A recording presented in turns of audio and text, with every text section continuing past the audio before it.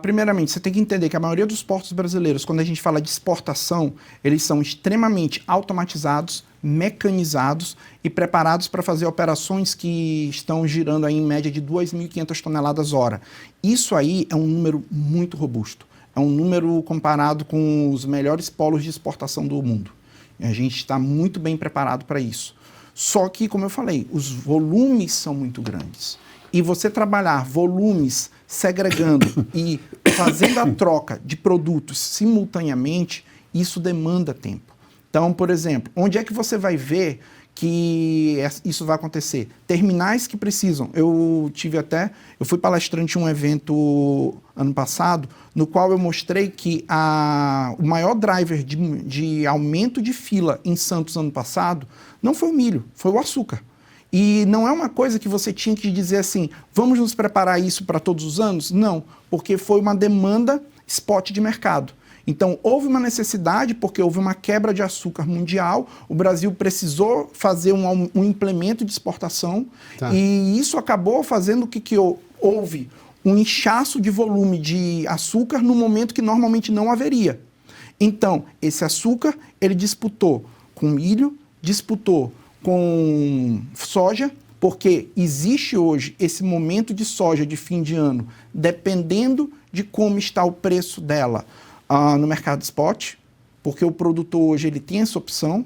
É importante a gente falar que existem os contratos futuros, no qual o produtor ele se compromete de entregar uma quantidade X de carga versus uma quantidade Y de insumos, sejam fertilizantes, sejam maquinário, etc., sementes. E aí, a partir que ele entrega esses insumos, dependendo de como ele estiver capitalizado, dependendo do tamanho da operação dele, ele pode decidir fazer a venda disso no momento da própria safra, ou ele pode segurar um pouco. Para quê? Para brincar um pouco, dependendo com a realidade do mercado americano. A questão do preço, inclusive. Exatamente.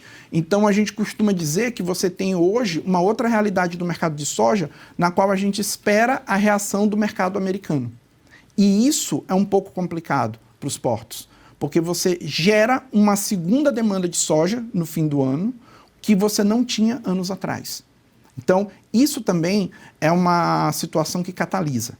Mas hoje eu diria que isso tem sido melhorado. Eu vejo um investimento muito grande nível Brasil, principalmente na recepção ferroviária. A maioria dos portos tem trabalhado hoje com 2 linhas de recepção. Antigamente você tinha um comboio de 80 toneladas, que você tinha apenas 4 válvulas recebendo esses vagões. Então vinha 4. Quando o trem chega no porto, é isso? Exatamente.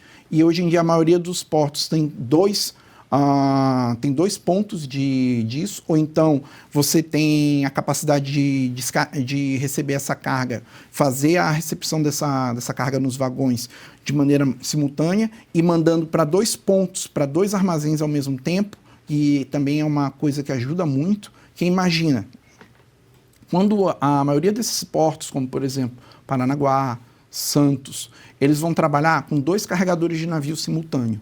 Então, se eu tenho apenas a carga em um armazém, eu tenho uma dificuldade muito grande de abastecer 2 linhas.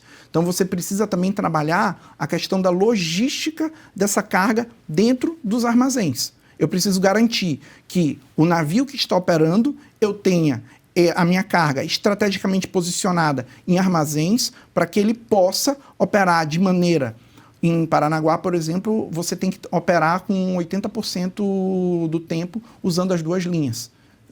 Os outros 20% é apenas o ajuste da carga nos porões, que a gente chama de trimando o navio para garantir estabilidade. Então, isso tudo afeta.